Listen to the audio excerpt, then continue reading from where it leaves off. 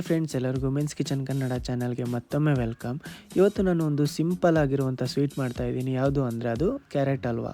ನಿಮ್ಮ ಮನೇಲಿ ಯಾರಾದರೂ ಬೇಕ್ರಿ ಸ್ವೀಟ್ನ ಇಷ್ಟಪಡಲ್ಲ, ಮನೇಲಿ ಸ್ವೀಟ್ ಮಾಡೋದನ್ನ ಇಷ್ಟಪಡ್ತಾರೆ ಅಂದರೆ ಈ ಸ್ವೀಟ್ನ ನೀವು ಟ್ರೈ ಮಾಡಿ. ತುಂಬಾ ಈಸಿಯಾಗಿ ಮಾಡ್ಬೋದಾಗೆ, ತುಂಬ ಟೇಸ್ಟಿಯಾಗಿ ಕೂಡ ಇರುತ್ತೆ. ಹಾಗೆ ನಿಮ್ಮ ಮನೆಗೆ ಯಾರಾದರೂ ನೆಂಟರು ಬಂದರೆ ಅಥವಾ ನಿಮ್ಮ ಮನೆಯಲ್ಲಿ ಯಾವ್ದಾದ್ರು ಫಂಕ್ಷನ್ ಇದ್ದರೆ ಈ ಸ್ವೀಟ್ನ ಟ್ರೈ ಮಾಡ್ಬೋದು. ಮತ್ತು ತುಂಬಾ ಈಸಿ ಕೂಡ ಇದನ್ನ ಮಾಡೋದಕ್ಕೆ. ಹಾಗಿದ್ರೆ ಬನ್ನಿ, ಇದಕ್ಕೆ ಬೇಕಾಗಿರುವಂಥ ಇಂಗ್ರೀಡಿಯೆಂಟ್ಸ್ನ ನೋಡ್ಕೊಬರೋಣ. ಕ್ಯಾರೆಟ್ ಹಲ್ವಾ ಮಾಡೋದಕ್ಕೆ ತುಂಬ ಇಂಗ್ರೀಡಿಯೆಂಟ್ಸ್ ಬೇಕಾಗಲ್ಲ. 2 ಬೌಲ್ ಆಗೋಷ್ಟು ಕ್ಯಾರೆಟ್ ತುರಿ, ದ್ರಾಕ್ಷಿ, ಗೋಡಂಬಿ, ಬಾದಾಮಿ, 4 ಟೇಬಲ್ ಸ್ಪೂನ್ ಅಷ್ಟು ತುಪ್ಪ, 1 ಬೌಲ್ ಸಕ್ಕರೆ, ಹಾಗೆ 3/4 ಬೌಲ್ ಆಗೋಷ್ಟು ಹಾಲನ್ನ ತೊಗೊಂಡಿದ್ದೀನಿ. ಕ್ಯಾರೆಟ್ನ ಯಾವ ಬೌಲಲ್ಲಿ ತೊಗೊಂಡಿದ್ವೋ ಅದೇ ಮೆಜರ್ಮೆಂಟಲ್ಲಿ ನಾವು ಸಕ್ಕರೆ ಮತ್ತು ಹಾಲನ್ನ ತೊಗೊಳ್ಬೇಕಾಗುತ್ತೆ. ಇವಾಗ ಹೇಗೆ ಮಾಡೋದು ನೋಡ್ಕೊಬರೋಣ. ಮೊದಲಿಗೆ ಒಂದು ಕಡಾಯಿನ ಬಿಸಿ ಮಾಡಿಕೊಂಡು ನಾನಿಲ್ಲಿ 2 ಟೇಬಲ್ ಸ್ಪೂನ್ ಅಷ್ಟು ತುಪ್ಪನ ಹಾಕ್ಕೊಳ್ತಾ ಇದ್ದೀನಿ. ಫಸ್ಟ್ ನಾವು ತಗೊಂಡಿರುವಂಥ ಡ್ರೈ ಫ್ರೂಟ್ಸ್ನೆಲ್ಲ ಹುರ್ಕೊಳ್ಬೇಕಾಗುತ್ತೆ. ಸೊ ತುಪ್ಪನ ಸ್ವಲ್ಪ ಬಿಸಿ ಆಗಲಿಕ್ಕೆ ಬಿಟ್ಟ ಮೇಲೆ ನಾನಿಲ್ಲಿ ಈಗ ತಗೊಂಡಿರುವಂಥ ಗೋಡಂಬಿನ ಹಾಕ್ಕೊಳ್ತಾ ಇದ್ದೀನಿ. ಗೋಡಂಬಿ ಸ್ವಲ್ಪ ಕಲರ್ ಚೇಂಜ್ ಆಗಬೇಕು, ಜಸ್ಟ್ 1 ನಿಮಿಷ ಹಾಗೆ ಫ್ರೈ ಮಾಡ್ಕೊಳ್ಬೇಕಾಗುತ್ತೆ. ನೋಡಿ, ಈ ರೀತಿ ಸ್ವಲ್ಪ ಕಲರ್ ಚೇಂಜ್ ಆದಮೇಲೆ ಇದಕ್ಕೆ ನಾನು ದ್ರಾಕ್ಷಿ ಹಾಗೆ ಬಾದಾಮಿ ಅಂತ ತೊಗೊಂಡಿದ್ದು ಅದನ್ನ ಹಾಕ್ಕೊಳ್ತಾ ಇದ್ದೀನಿ. ಇದನ್ನ ಹಾಕ್ಕೊಂಡು ಕೂಡ ನೀವು 1 ನಿಮಿಷ ಹಾಗೆ ಫ್ರೈ ಮಾಡಿಕೊಂಡ್ರೆ ಸಾಕಾಗುತ್ತೆ. ಜಸ್ಟ್ ಲೋ ಫ್ಲೇಮಲ್ಲಿ ಇಟ್ಕೊಂಡೆ ನಾವು ಇದನ್ನ ಚೆನ್ನಾಗಿ 1 ನಿಮಿಷ ಫ್ರೈ ಮಾಡ್ಕೊಳ್ಳೋಣ. ಇದನ್ನ ಹಾಕೋದ್ರಿಂದ ತುಂಬಾ ರುಚಿ ಬರುತ್ತೆ. ಅದಕ್ಕೋಸ್ಕರ ನೀವು ಬೇಕಾದರೆ ಇದರಲ್ಲಿ 2ನ ಸ್ಕಿಪ್ ಮಾಡಿ ಅದನ್ನು 1 ಕೂಡ ಹಾಕ್ಕೊಳ್ಬೋದು. ಇದು 3 ಹಾಕ್ಕೊಳ್ಳೋದ್ರಿಂದ ತುಂಬಾ ರುಚಿ ಕೊಡುತ್ತೆ. ಸೊ ನಾನಿಲ್ಲಿ 3ನ ಹಾಕ್ಕೊಳ್ತಾ ಇದ್ದೀನಿ.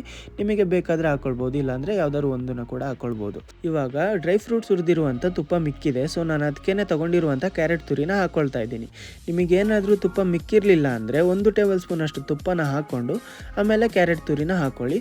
ಸೊ ಕ್ಯಾರೆಟ್ ತುರಿನ ಹಾಕ್ಕೊಂಡು ನಾವು ಇದು ಹಸಿ ಅಂಶ ಹೋಗೋ ತನಕ ಇದನ್ನ ಹುರ್ಕೊಳ್ಬೇಕಾಗುತ್ತೆ. ಒಂದು 5 ನಿಮಿಷ ಇದನ್ನ ಲೋ ಫ್ಲೇಮಲ್ಲಿ ಇಟ್ಕೊಂಡೆ ಹುರ್ಕೊಳ್ಳೋಣ. ಇದರಲ್ಲಿರೋ ಹಸಿ ಅಂಶ ಎಲ್ಲ ಹೋಗ್ಬಿಡುತ್ತೆ.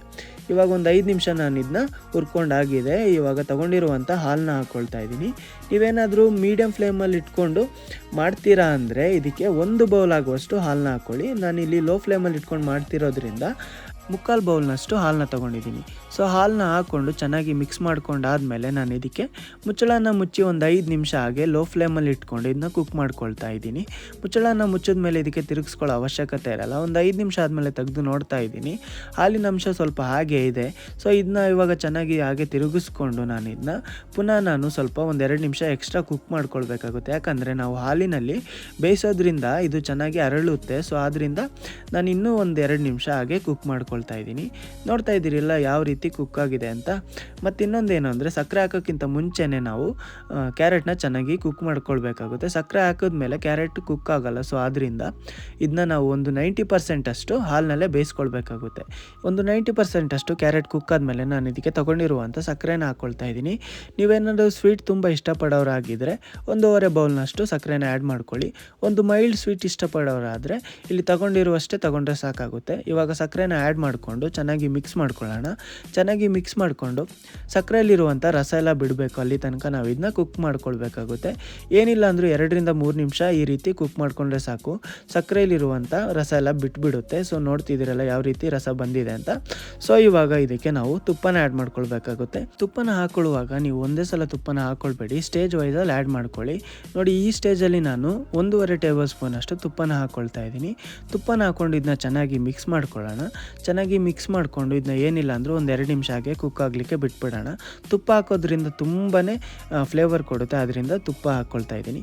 ಮತ್ತು ಒಂದು 2 ನಿಮಿಷ ಹಾಗೆ ಕುಕ್ ಆದಮೇಲೆ ಇದಕ್ಕೆ ಪುನಃ ಒಂದು 2 ಟೇಬಲ್ ಸ್ಪೂನ್ ಅಷ್ಟು ತುಪ್ಪನ ಆ್ಯಡ್ ಮಾಡ್ಕೊಳ್ತಾ ಇದ್ದೀನಿ.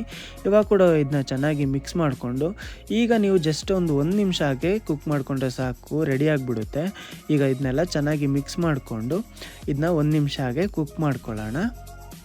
ತುಪ್ಪ ಹಾಕಿರೋದಕ್ಕೂ ಅದಕ್ಕೂ ಒಳ್ಳೆ ಘಮ ಸ್ಮೆಲ್ ಬರ್ತಾ ಇದೆ. ಇವಾಗ ನಾನು ಇದಕ್ಕೆ ತೊಗೊಂಡಿರುವಂಥ ಡ್ರೈ ಫ್ರೂಟ್ಸ್ನ ಹಾಕ್ಕೊಳ್ತಾ ಇದ್ದೀನಿ. ಮೊದಲೇ ಹೇಳ್ದಂಗೆ ನಿಮಗೆ ಇದು ಗೋಡಂಬಿ ದ್ರಾಕ್ಷಿ ಇದ್ದರೂ ಸಾಕಾಗುತ್ತೆ. ನಾನಿಲ್ಲಿ ಬಾದಾಮಿ ಒಂದು ಎಕ್ಸ್ಟ್ರಾ ಯೂಸ್ ಮಾಡಿದ್ದೀನಿ, ಯಾಕಂದರೆ ತಿನ್ನೋಕ್ಕೆ ಚೆನ್ನಾಗಿರುತ್ತೆ ಅನ್ನೋದಕ್ಕೋಸ್ಕರ. ಸೊ ಇವಾಗ ಡ್ರೈ ಫ್ರೂಟ್ಸ್ನ ಹಾಕ್ಕೊಂಡು ಇದನ್ನೆಲ್ಲ ಚೆನ್ನಾಗಿ ಮಿಕ್ಸ್ ಮಾಡ್ಕೊಳ್ಳೋಣ. ಚೆನ್ನಾಗಿ ಮಿಕ್ಸ್ ಮಾಡಿಕೊಂಡು ಇದನ್ನ 1 ನಿಮಿಷ ಹಾಗೆ ಕುಕ್ ಮಾಡಿಕೊಂಡ್ರೆ ಸಾಕು. 1 ನಿಮಿಷ ಕುಕ್ ಆದಮೇಲೆ ಸ್ಟವ್ನ ಆಫ್ ಮಾಡಿಕೊಂಡು ಇದನ್ನ ಸರ್ವ್ ಮಾಡ್ಕೊಳ್ಳೋಣ. ನೋಡಿದ್ರಲ್ಲ ಫ್ರೆಂಡ್ಸ್, ಎಷ್ಟು ಈಸಿಯಾಗಿ ಕ್ಯಾರೆಟ್ ಹಲ್ವಾನ ಮಾಡಿದ್ವಿ ಅಂತ. ನೀವು ಕೂಡ ನಿಮ್ಮ ಮನೇಲಿ ಒಂದ್ಸಲ ಟ್ರೈ ಮಾಡಿ, ಹಾಗೆ ಹೇಗಿತ್ತು ಅಂತ ನಮ್ಮ ಕಮೆಂಟ್ ಬಾಕ್ಸ್ನಲ್ಲಿ ತಿಳಿಸಿ. ಇದರೊಂದಿಗೆ ಇವತ್ತಿನ ವೀಡಿಯೋನ ಮುಗಿಸ್ತಾ ಇದ್ದೀನಿ ಅಂತ ಹೇಳ್ತಾ, ವೀಡಿಯೋ ಇಷ್ಟ ಆಗಿದ್ರೆ ವೀಡಿಯೋನ ಲೈಕ್ ಮಾಡಿ, ಹಾಗೆ ನಮ್ಮ ಚಾನಲ್ನ ಸಬ್ಸ್ಕ್ರೈಬ್ ಮಾಡ್ಕೊಳ್ಳಿ ಅಂತ ಹೇಳ್ತಾ, ವೀಡಿಯೋ ನೋಡಿದ್ದಕ್ಕಾಗಿ ಎಲ್ಲರಿಗೂ ಧನ್ಯವಾದಗಳು.